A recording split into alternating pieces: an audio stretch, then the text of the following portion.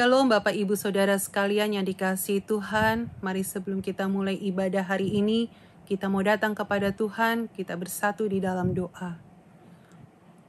Bapa di dalam surga, kami mengucap syukur pagi hari ini kami boleh datang kepada Tuhan. Kami mengucap syukur Tuhan, kami masih diberi kesempatan untuk kami datang beribadah kepada Tuhan. Terima kasih Tuhan, kalau kami boleh ada sebagaimana kami ada sampai saat ini, bukan karena kuat dan gagah kami, tetapi semua karena kasih dan kemurahan Tuhan atas hidup kami. Tuhan, kami serahkan ibadah hari ini ke dalam tangan-Mu. Roh Kudus yang terus beracara, Roh Kudus yang terus memimpin dari awal, pertengahan, hingga pada akhirnya. Tuhan yang terus mengurapi dan memberkati seluruh hamba-hamba Tuhan yang melayani dalam ibadah hari ini. Kami juga berdoa buat hamba Tuhan yang akan menyampaikan firman-Mu. Kami percaya Tuhan, firman-Mu yang menjadi kekuatan di dalam hidup kami, firman-Mu yang terus menopang hidup kami, firman-Mu menjadi pelita bagi kaki kami dan terang bagi jalan kami. Terima kasih Tuhan. Kami berdoa untuk seluruh umat-Mu dimanapun umat-Mu berada, yang saat ini mengikuti ibadah. Kami percaya Engkau melawat setiap umat-Mu. Mereka yang sakit Tuhan sembuhkan dalam nama Tuhan Yesus. Mereka yang lemah, Tuhan berikan kekuatan. Mereka yang saat ini membutuhkan pertolongan, kami percaya Tuhan, pertolongan Tuhan selalu datang tepat pada waktunya. Terima kasih Bapa. Kami serahkan sekali lagi ibadah ini ke dalam tangan-Mu. Hanya di dalam nama Tuhan Yesus kami berdoa, kami mengucap syukur. Haleluya. Amin.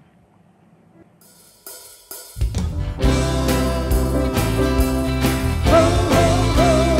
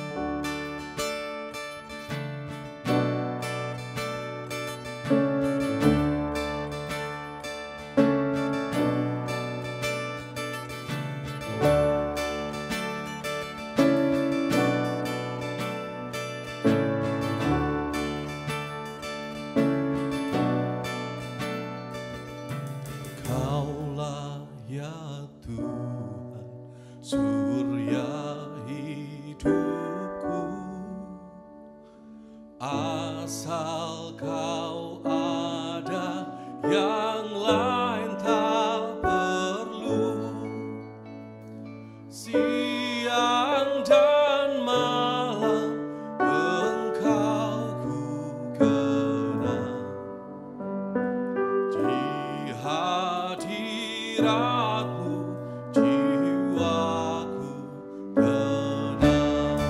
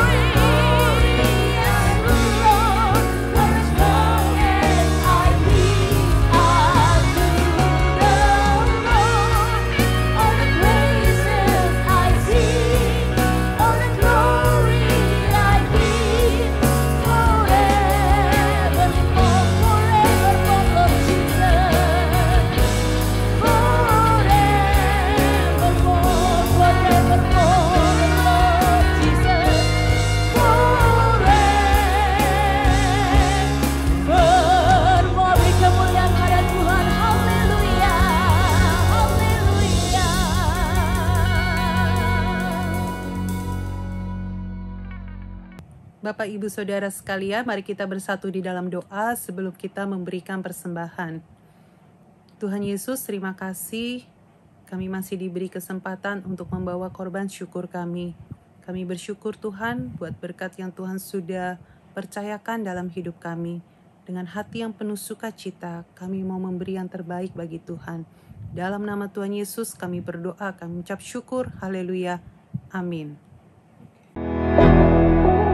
Bapak, Ibu, Saudara sekalian dapat memberikan persembahan melalui nomor rekening berikut ini.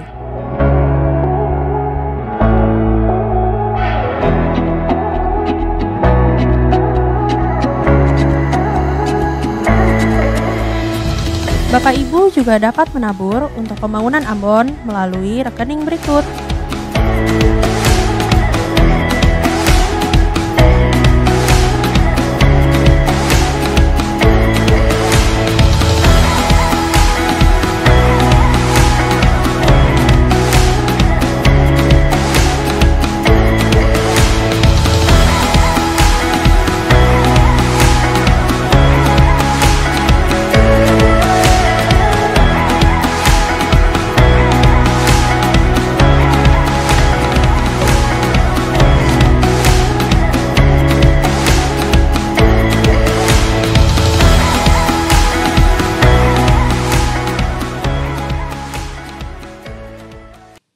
Shalom, selamat pagi. Sidang jemaat yang dikasihi oleh Tuhan. Puji Tuhan, bergembira kalau pada pagi hari ini kita bisa bersama-sama bertemu meskipun di Zoom, saudara-saudara, tidak bertemu muka dengan muka, tetapi kalau kita masih bisa bernafas, kita bisa beribadah, semua karena kemurahan Tuhan. Sangat bersuka cita. Tiap kali bangun tidur masih ada nafas bagi kita. Puji Tuhan, dimuliakan Tuhan dalam hidup saya dan saudara. Mari sebelum kita sama-sama mendengarkan firman Tuhan, kita sama-sama berdoa. Tuhan Yesus, Bapa kami yang bertahta di dalam kerajaan surga, syukur dan terima kasih untuk kemurahan-Mu Tuhan, karena Engkau Allah yang maha baik, Allah yang penuh kemurahan, Engkau Allah yang penuh kasih pada kami Tuhan. Kiranya dipermuliakan nama-Mu dalam hidup kami, kiranya jadilah kehendak-Mu di bumi seperti di surga Tuhan, dan Engkau sendiri yang menolong menyertai kami. Sebentar kami akan mendengarkan firman Tuhan, kiranya Engkau urapi hamba-Mu untuk menyampaikan firman Tuhan, supaya firman Tuhan ini boleh kami tangkap, kami simpan dalam hati kami, dan kami pakai untuk kehidupan kami sehari-hari, supaya makin hari kami makin kuat di dalam Engkau, makin hari kami makin menyerupai Engkau saja. Terima kasih Tuhan Yesus yang baik, bungkus hamba-Mu dalam kuasa darah anak domba Allah.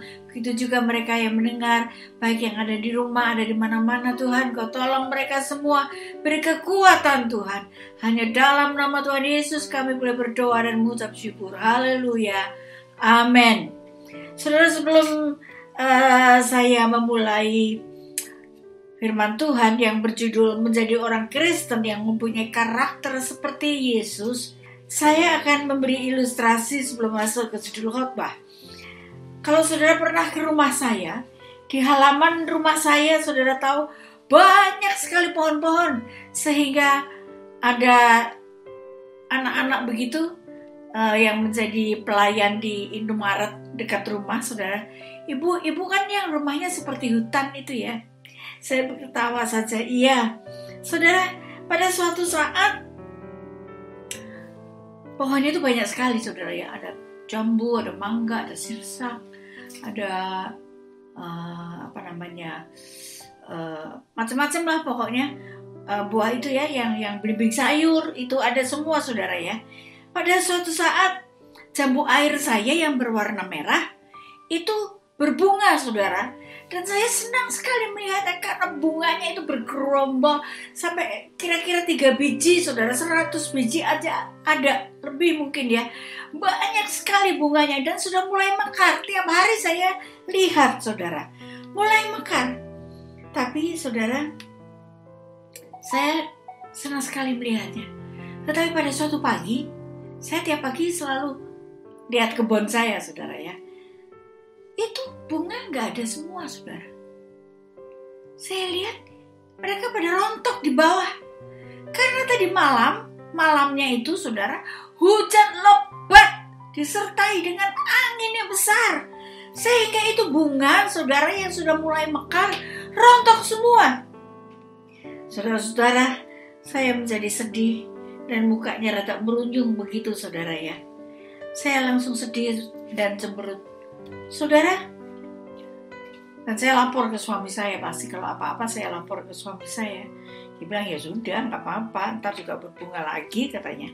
Saudara, di samping pohon jambu merah saya, ada pohon mangga yang tinggi sekali. Pada suatu hari orang di jalanan teriak-teriak. Satpol PP yang jaga di pasar itu teriak-teriak.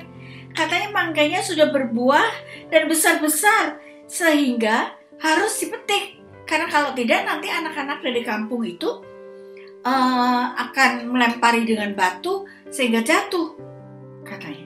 Saya bilang sama pembantu saya, ya sudah ambil saja. Kira-kira dapat ya 20 buah lah saudara. Saya suka rujak. Jadi saya ambil yang besar. Saya suruh pembantu saya untuk mengupas dan memotong-motong untuk menjadi rujak. Tapi setelah dikasih ke saya saudara, buahnya itu kecil-kecil. Cukup banyak memang, tapi kecil-kecil. Saya suruh kupas, masih asam banget rasanya saudara-saudara. Wah, Bapak Hansip ini buru-buru pengen makan mangga muda dia. Di sebelah dalam halaman pohon mangga yang sama saudara, ada juga buah yang bergerombol banyak. Saya tidak langsung petik, saya diamkan saja sampai kira-kira 3 minggu saudara. Saya lihat tiap hari pohonnya banyak. Buahnya maksud saya bukan pohonnya cuma satu. Buahnya banyak. Dan mulai besar. Setelah 3 minggu saudara, saya lihat buahnya ranum sekali saudara. Dan saya bilang, pas ada tukang yang sedang mau kerja saudara. Dia pandai sekali naik ke pohon mangga dan dipetikin satu-satu. Banyak sekali saudara pohon mangga itu.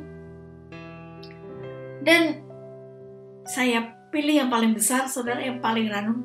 Saya suruh kupas. Pembantu saya suruh potong-potong dan saudara tahu, dia dalamnya itu matang, rasanya manis sekali. Ini buah mangga mana lagi ya saudara-saudara ya. Jadi meskipun keras, dalamnya itu manis, matang saudara ya. Dilihat dari luar ranum sekali saudara-saudara.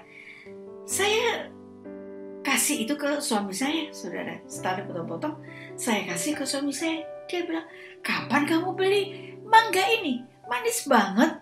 Oh no, saya nggak beli. Saya bilang itu hasil pohon mangga saya sendiri.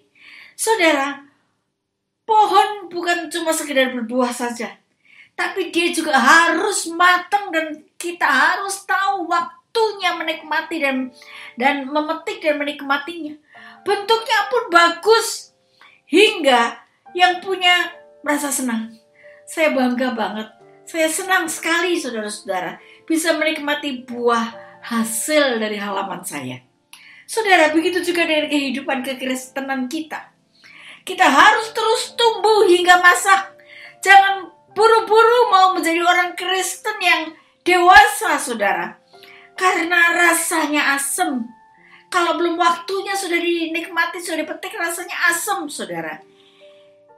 Dari bentuknya saja, buah itu dapat ditebak. Sudah masak atau belum? Sebagai orang Kristen kita juga harus, kalau dilihat orang banyak, kita tampak ranum, indah, menyenangkan saudara-saudara. Dan tampak masak, hingga bisa dinikmati orang yang empunya. Dan dinikmati orang lain, sehingga jadi berkat buat orang lain. Siapa yang empunya kita? Kita adalah milik Yesus. Kita bukan milik kita lagi sendiri, tapi kita adalah milik Yesus yang sudah ditebus oleh darah Tuhan. Saudara, bagaimana caranya kekristenan saya dan saudara tidak berhenti, tidak stuck, tidak mandek? Malah kalau ada topan percobaan seperti pohon jambu saya itu, saudara, merotoli semua, jatuh, rontok, tidak bisa dinikmati oleh yang punya, sehingga kecewa. Yang pertama saudara, kita sama-sama membaca Roma 12 ayat 1-3. Roma 12 ayat 1-3. Saya akan membaca untuk saudara. Karena itu saudara-saudara, demi kemurahan Allah, aku menasehatkan kamu supaya kamu mempersembahkan tubuhmu sebagai persembahan yang hidup, yang kudus dan yang berkenan kepada Allah. Itu adalah ibadahmu yang sejati. Janganlah kamu menjadi serupa dengan dunia ini, tetapi berubahlah oleh perubahan budimu, sehingga kamu dapat membedakan manakah kehendak Allah, apa yang baik, yang berkenan kepada Allah, dan yang sempurna. Berdasarkan kasih karunia yang dianugerahkan kepadaku, aku berkata kepada setiap orang di antara kamu, janganlah kamu memikirkan hal-hal yang lebih tinggi daripada yang patut kamu pikirkan, tetapi hendaklah kamu berpikir begitu rupa, sehingga kamu menguasai diri menurut ukuran iman yang dikaruniakan Allah kepada kamu masing-masing. Yang pertama, saudara, saya dan saudara, supaya kita mempunyai karakter seperti Kristus, berbuah-buah seperti Kristus, saudara, yaitu mempersembahkan hidup sebagai korban persembahan bagi Allah. Karena itu adalah hal yang paling menyenangkan Allah. Mempersembahkan hidup ini sekalipun sudah tua, renta, tidak kemajuan teknologi, saudara-saudara, sudah kurang bisa lagi mengikuti, saudara. Ketinggalan dengan cucu-cucu saya, saudara. Dalam perjanjian lama berulang kali orang Israel selalu mempersembahkan korban persembahan berupa hewan kepada Allah dan menganggap itu sudah menyenangkan hati Tuhan. Mempersembahkan korban hewan itu sudah menyenangkan hati Tuhan. No, hidup mereka tetap melakukan kejahatan, tidak berbuat kebenaran. Mereka memberontak, tidak mau taat kepada Tuhan. Dan itu menyakiti hati Tuhan. Mari saudara-saudara, jangan sakiti hati Tuhan dengan merendahkan Tuhan melalui kelakuan kita. Menganggap kita yang paling hebat, paling benar, paling pintar. Kita baca dalam Yesaya 1 ayat yang ke-11. Untuk apa itu korbanmu yang banyak-banyak, firman Tuhan? Aku sudah jemu akan korban-korban bakaran berupa domba jantan dan akan lemak dari anak lembu gemukan. Darah lembu jantan dan domba-domba dan kambing jantan tidak kusukai. Saudara-saudara, jelas sekali firman Tuhan. Tuhan sudah jijik dengan ketidaktaatan dan kejahatan.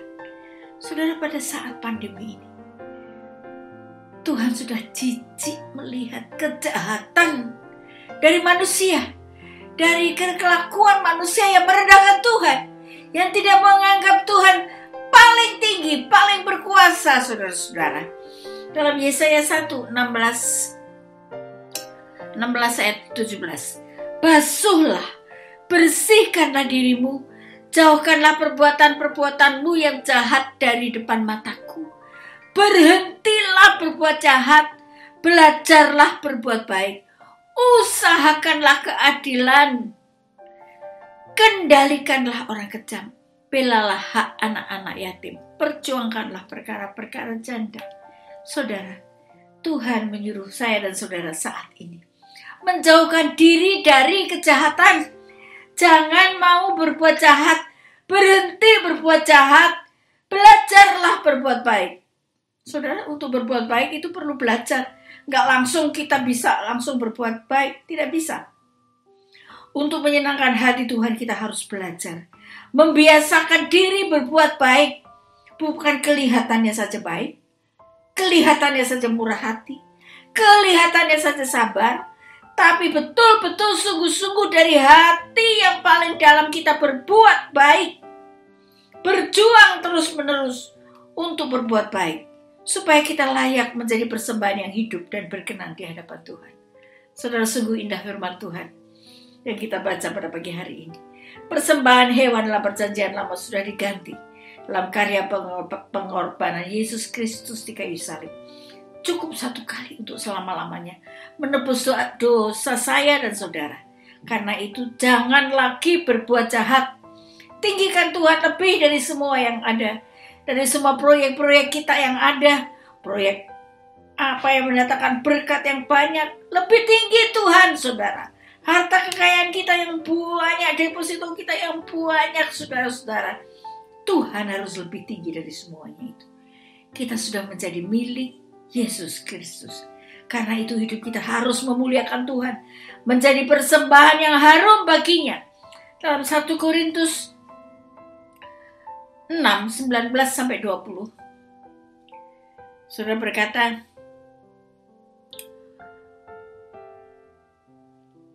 kita harus memuliakan Tuhan.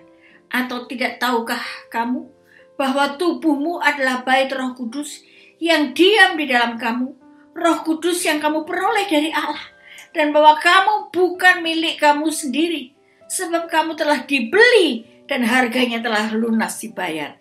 Karena itu muliakanlah Allah dengan tubuhmu. Saudara-saudara, sebab kamu sudah dibeli dan harganya telah lunas dibayar. Karena itu muliakanlah Allah dalam tubuhmu. Dalam diri kita ini, saudara, dalam tubuhmu ini muliakanlah Allah. Dalam kelakuan kita sehari-hari, muliakanlah Allah dengan sungguh-sungguh dari dalam hati, saudara. Saudara, Tuhan pasti mempunyai tujuan yang indah dengan adanya pandemi ini. Supaya saya dan saudara sadar bahwa Tuhan ingin kita mempersembahkan tubuh kita mulia di hadapan Allah. Dengan berdiam di rumah, bukan berarti kita seperti dihukum. Saya suka goda anak saya, papa mama sekarang kayaknya tinggal di panti jompo deh. Cuma berdua saja. Gitu ya saudara ya. Mereka takut mau nengokin kita. Takut katanya nanti kita ketularan katanya saudara. Ya enggak apa-apa lah. Kita sendiri terus di rumah asal dikirim makanan terus juga enggak apa-apa saudara ya. Saudara, dengan berdiam di rumah bukan berarti kita seperti dihukum. Tapi kita dipaksa oleh Tuhan untuk memperbaiki diri kita. Supaya hubungan kita dengan Tuhan jadi makin dekat. Kita makin tahu mau Tuhan hingga kita tidak melakukan yang jahat lagi. Tidak egois. Mempersembahkan tubuh kita semau kita. Terserah kita. Terserah mau kita. Badan-badan gua sendiri. Karena kita adalah milik Kristus. Kita harus hargai hidup kita ini. Saudara-saudara, semua orang Kristen harus rela menyerahkan hak atas kepemilikan hidup kita kepada Kristus. Harus rela hidup dipimpin oleh Kristus. Hingga jadi orang Kristen kita baru bisa bertumbuh secara optimal. Hidup berubah dan berbuah. Kita bisa berbuah kalau bertumbuh. Sehingga kita berubah dan berbuah. Orang Kristen yang tidak rela setengah-setengah melepaskan hak, yang masih hidup menuruti manusia lamanya, pasti tidak akan menjadi orang Kristen yang enak dipandang. Tapi justru jadi pengganggu di ladang Tuhan. Gak enak banget gitu lihat orang Kristen kelakuannya seperti itu, gak enak banget. Sudah mukanya jelek lu gitu kan, sudah mukanya jelek, kelakuan jelek lagi gitu ya, sudah gitu pelit lagi saudara ya. Jadi supaya kita menjadi orang Kristen yang bisa memuliakan Tuhan, harus rela untuk melepaskan hak kita. Paulus harus mengingatkan kita, mau membuka hati, meresponi kesediaan Allah untuk membentuk pribadi kita.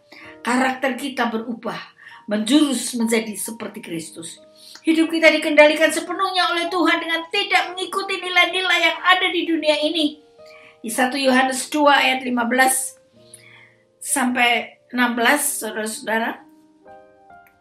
1 Yohanes 2 ayat 15 sampai 16 dijelaskan, keinginan daging kita meliputi keinginan mata dan keangkuhan tubuh.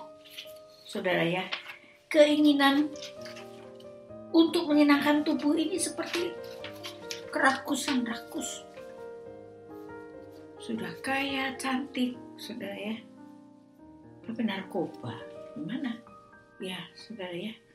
Keinginan daging, saudara. Keinginan mata, keangkuhan hidup, keinginan untuk menyenangkan tubuh. Ini seperti rakus, percabulan, materialisme. Gak malu itu bilang melakukan melakukan hubungan seks dengan orang yang bukan suami lebih dari 5 kali, saudara. Gak malu itu, saudara, mengatakan seperti itu. Materialisme, mengingini apa yang dimiliki orang, iri hati, suka menjelek-jelekan orang, ambisi yang tidak terkontrol. Keinginannya seperti ini harus rela dilepaskan, supaya kita bisa tumbuh, kita berubah, dan kita berbuah. Karakter kita akan mulai bertumbuh.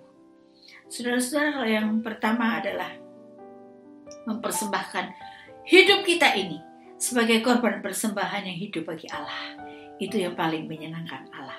Berarti rela melepaskan semua hak kita, saudara-saudara, hak kedagingan kita. Yang kedua, saya dan saudara kalau mau bertumbuh, berubah dan berbuah, harus memahami kehendak Tuhan. Kita orang Kristen bekerja tidak untuk diri sendiri.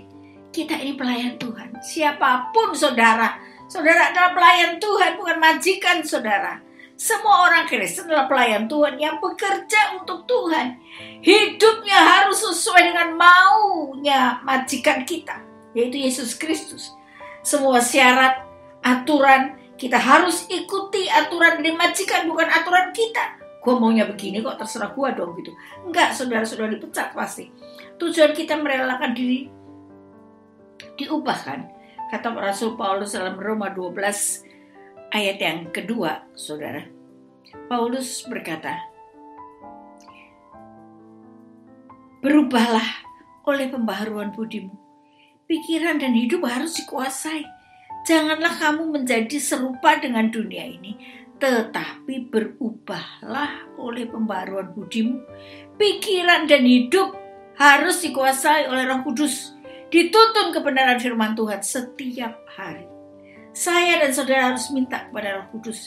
Minta belas kasihan kepada Roh Kudus supaya dia selalu mengendalikan hidup kita, saudara-saudara.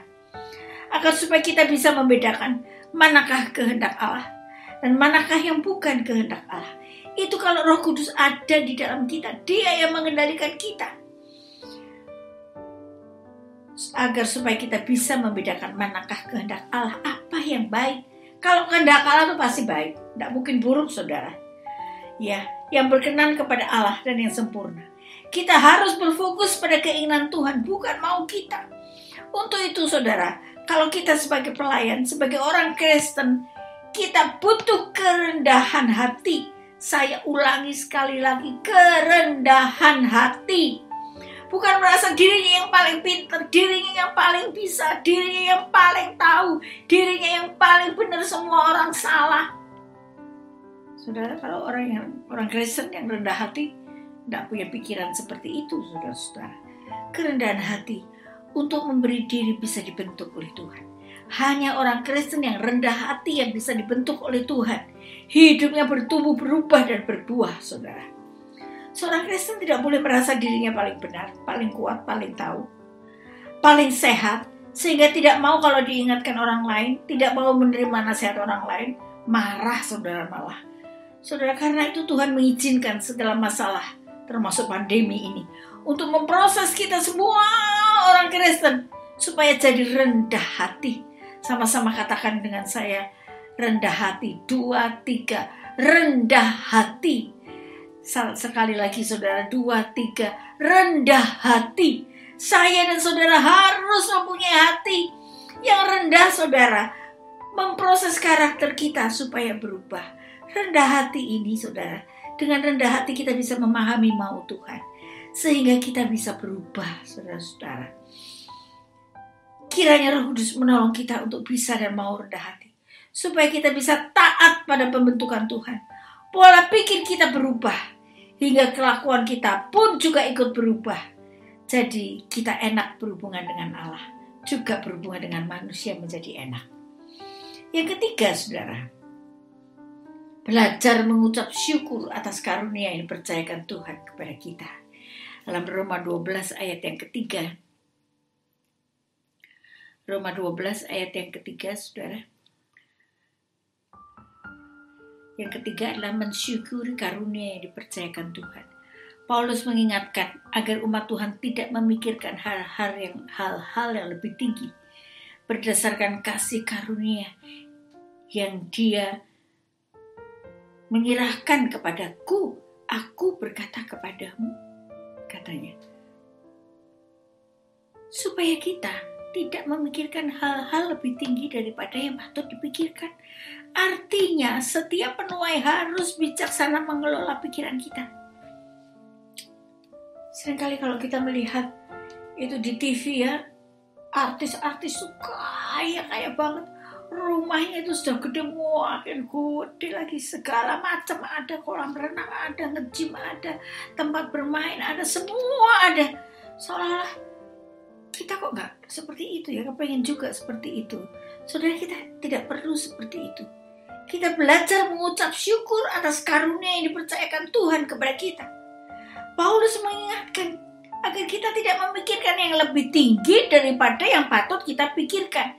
Artinya setiap kita harus bijaksana mengelola pikiran kita, hingga kelakuan kita pun bisa terkendali. Gak sombong saudara-saudara, tetap rendah hati. Setiap orang diberi karunia yang pas dengan kita. Karena itu jangan menginginkan seperti orang lain, capek jadinya. Terimalah semua anugerah yang Tuhan berikan kepada saudara dan saya dengan mengucap syukur kepada Tuhan atas anugerah Tuhan pada kita. Masing-masing kita ada takarannya, ada ukurannya. Kita harus menemukan karunia apa yang Tuhan berikan kepada kita. Saya tentu tidak bisa mengiri dengan Pak Dwijo. Dia belajar terus, baca terus, sampai saya bilang, saya ini dianggap patung apa ya di rumah, nggak pernah diajak ngomong, karena dia baca terus, karena dia itu belajar terus. Pagi bangun tidur belajar, malam mau tidur belajar lagi, saudara ya. Kalau dia nggak praktek seperti itu, saudara. Masing-masing kita ada takarannya. Saya nggak bisa seperti dia. Saya ya seperti saya apa adanya yang Tuhan kasih, saudara. Ada ukuran masing-masing, saudara-saudara. Kita harus menemukan karunia apa yang Tuhan sudah berikan kepada kita. Saya tidak bisa seperti orang lain, saudara. Jadi kalau melihat orang lain, kita nggak perlu iri. Jangan berpikir yang terlalu tinggi sehingga kita frustrasi, saudara. Kalau saya kepengen seperti Pak Dwijo, saya frustrasi, saudara ya. Karena sulit untuk mencapainya. Juga jangan terlalu rendah, memandang terlalu rendah hingga selalu merasa nggak berdaya. Aku nggak bisa. Saya nggak bisa, nggak berdaya apa-apa. Saudara juga tidak seperti itu. Kalau kita tahu karunia buat kita, sudah Tuhan berikan kepada kita, pasti kita tidak pernah iri hati sama orang lain. Dalam Roma 12 ayat 4 sampai 8, saudara bisa baca nanti. Roma 12 ayat 4 sampai 8. Saudara-saudara, jangan iri dengan karunia orang lain. Nikmati saja karunia kita. Kembangkan karunia kita. Hingga kita tidak mempunyai ambisi yang mengacaukan pelayanan. Semua kita sama adalah pelayan Tuhan, bukan pemilik. Saudara dan saya harus tahu saya dan saudara adalah pelayan, bukan pemilik. Dalam 1 Korintus 3 ayat 5-9. Jadi apakah Apolos, apakah Paulus, pelayan-pelayan Tuhan yang olehnya kamu menjadi percaya? Masing-masing menurut jalan yang diberikan Tuhan kepadanya. Aku menanam, Apolos menyiram, tetapi Allah yang memberi pertumbuhan. Karena itu yang penting bukanlah yang menanam atau yang menyiram, melainkan Allah yang memberi pertumbuhan. Baik yang menanam maupun yang menyiram adalah sama, dan masing-masing akan menerima upahnya sesuai dengan pekerjaannya sendiri. Karena kami adalah kawan sekerja Allah. Kamu adalah ladang Allah, bangunan Allah. Luar biasa. Tidak ada penuai, tidak ada orang Kristen yang lebih tinggi satu dengan yang lain. Saudara-saudara, tidak ada penuai yang hebat kalau Allah tidak memakainya. Tidak ada orang Kristen yang hebat kalau tidak mempunyai hubungan yang erat dengan Tuhan dan tidak dapat bekerja sama dengan orang Kristen yang lain. Kita akan berubah, terus bertumbuh hingga menjadi buah yang ranum, luar dalam enak dirasakan. Saudara, kiranya firman Tuhan ini boleh menguatkan kita di zaman pandemi yang sangat mengerikan ini. Saudara-saudara, kita tetap percaya kepada Tuhan. Kita tetap mau dibentuk oleh Tuhan, saudara-saudara. Kita tetap mau mempersembahkan hidup ini sebagai persembahan korban, persembahan yang berkenan pada Allah, yang menyenangkan hati Allah. Yang kedua, kita makin hari makin bisa memahami kehendak Tuhan. Tiap hari kita berdoa, jangan gak berdoa, saudara. Ada orang Kristen yang gak berdoa, ada pendeta yang gak suka berdoa, saudara. Karena kalau kita gak berdoa, saudara, kita gak tahu kehendak Tuhan. Tapi makin hari kita makin memahami kehendak Tuhan. Yang terakhir, kita belajar mengucap syukur atas karunia yang dipercayakan kepada kita. Sehingga kita tidak perlu iri hati, tidak perlu bersaingan, saudara-saudara. Karena semua adalah yang punya adalah Allah. Kita hanya pelayan saja. Kiranya Tuhan memberkati kita semua.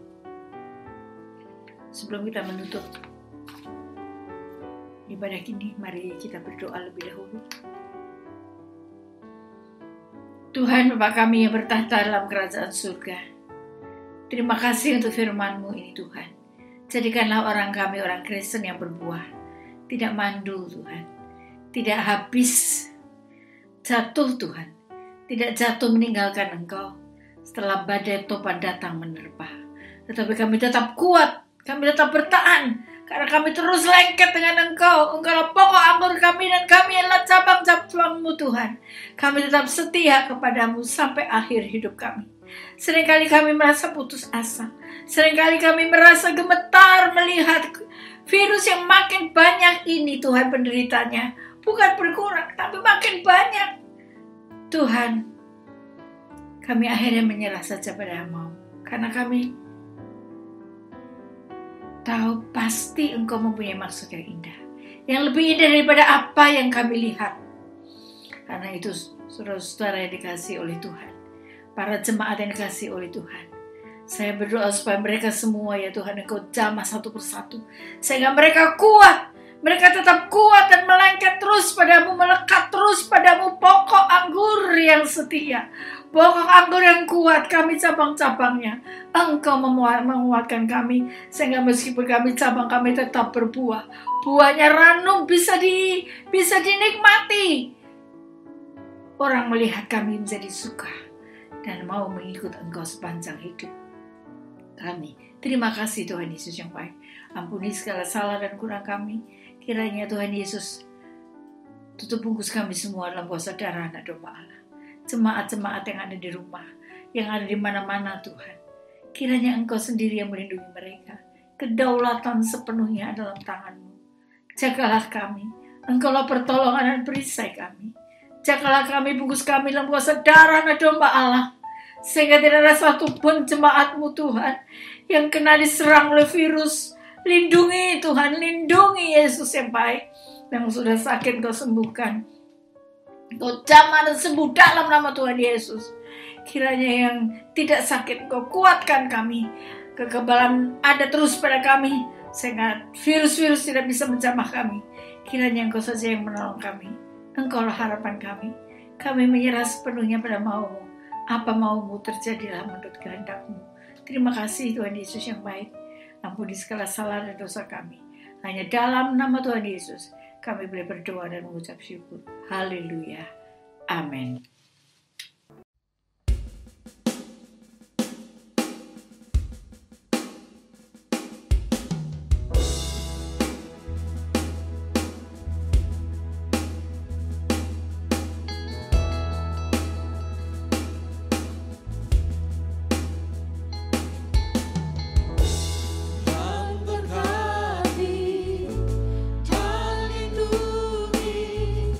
Sinari dengan